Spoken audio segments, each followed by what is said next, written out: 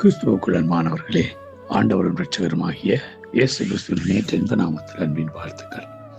நாம் தொடர்ச்சியாக தேவன் நம்மோடு இருந்தா நாம் எப்படிப்பட்ட ஆசீர்வாதங்களுக்கு சொந்தக்காரராகிறோம் என்பது குறித்து தான் நாங்கள் பார்த்தோம். நேற்றைய தினத்தில் நாங்கள் யோசேப்பை குறித்து நாங்கள் தியானித்தோம். நாங்கள் பார்க்க போற காரியம், இன்னொரு கதாபாத்திரம் தான் மோசேயோடு தேவன் கூட இருந்தார்.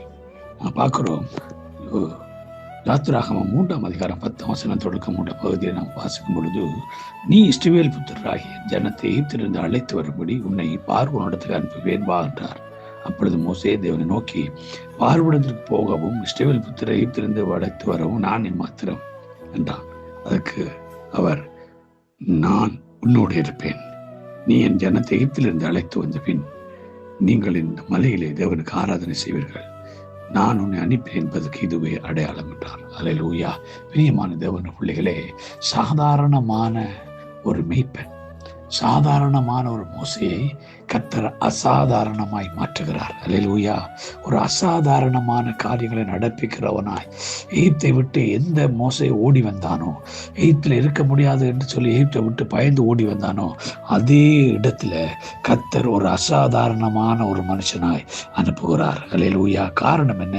கர்த்தர் அவன் மேல் இருக்கிறபடியா, கர்த்தருடைய அபிஷேகம் அவன் மேல் இருக்கிறபடினால அங்கே ஒரு அசாதாரண நிலையில அவன் அங்கே அனுப்பப்படுகிறதை பார்க்கணும். பிரியமான தேவ பிள்ளைகளே, இன்றைக்கு நம்முடைய வாழ்க்கையில கர்த்தர் சாதாரணமானவங்களை ஒவ்வொருவரையும் கர்த்தர் அசாதாரணமாக மாற்ற விரும்புகிறார். பயந்து ஓடின உங்களை கர்த்தர் துணிச்சல் உள்ளவர்களாய் மாற்ற விரும்புகிறார். அவர் நம்மோடு இருக்க வேண்டும். அவர் நம்மளோடு இருக்க அது சாத்தியமாகும். அங்கே பார்க்கிறோம், கர்த்தர் அவன் பயந்தான், போறதுக்கு தயங்கினான். மறுபடியும் அங்கே பார்க்கும் 4ஆம் அதிகாரத்திலே மோசே அவர்களை என்னை நம்ப மாட்டார்கள் என்று சாக்கு போச்சுனான் சொல்லி அவர் நம்பிக்கையை கொடுக்கிறார். அவனுக்கு ஒரு கோலை கொடுக்கிறார். இதை போடு, அங்கே பாம்பாகிறது, அது பிடி, அது திரும்ப கோலார் சொல்ற ஆண்டவர். இதை கொண்டு கர்த்தர் நிறைய அற்புதங்களை அடையாளங்களை அவனுக்குள்ள நடப்பித்து இஸ்ரவேலர் நம்பும்படியா, எகிப்தியர் கலங்கும்படி செய்தார். அல்லேலூயா. ஆகவே பிரியமான தேவனுடைய பிள்ளைகளே, இப்படிப்பட்ட மோசேயுடைய வாழ்க்கையில கர்த்தர் அவனோடு இருந்தார். ஒவ்வொரு சந்தர்ப்பத்திலும் கர்த்தர் அவனை நடத்தி கொண்டு வந்தார். பார்க்கிற ஒரு சந்தர்ப்பத்திலே என்னாகமம் புத்தகத்திலே அவனுடைய சகோதரர் ஆரோனும் மீரியாமும் அவனுக்கு எதிராய் அங்கே அவன் எத்தியோப்பிய ஸ்திரியை திருமணம் முடித்திருந்தபடினாலே அவனுக்கு விரோதமா பேசினார்கள். அங்க பார்க்கிறோம், கர்த்தர் உன்னோடு மட்டுமா பேசுகிறார், எங்களோடு பேசுகிறார் என்று சொல்லி அங்க 12ஆம் அதிகாரத்திலே முதல் வசனத்திலிருந்து பார்க்கிறோம்.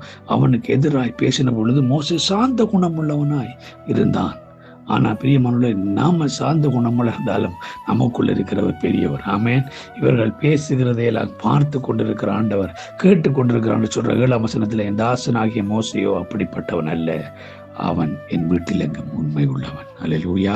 பிரியமான தேவனுடைய பிள்ளைகளே, அந்த இடத்துல பார்க்கிறோம், கர்த்தர் அவர்களுக்கு எதிராக யுத்தம் பண்ணுகிறார்.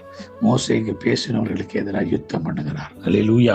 இன்றைக்கு நீங்கள் நானும் ஆண்டவருடைய பார்வையில அவர் நம்மளோடு இருக்கத்தக்கவர்களாய், நாம் அவரோடு இருந்து அவர் நம்மளோடு அமர்ந்து இருக்க, அவருடைய கரங்கள் மேல் இருக்க, அவர் எங்களோடு இருக்கத்தக்கவர்களான இருக்கும் பொழுது அவர் நமக்கு எதிரான என்ன காரியங்கள் வந்தாலும் கர்த்தர் நமக்கு யுத்தம் பண்ணி நம்மளை அசாதாரணமானவர்களாய் மாற்றுவார். ஆமென்.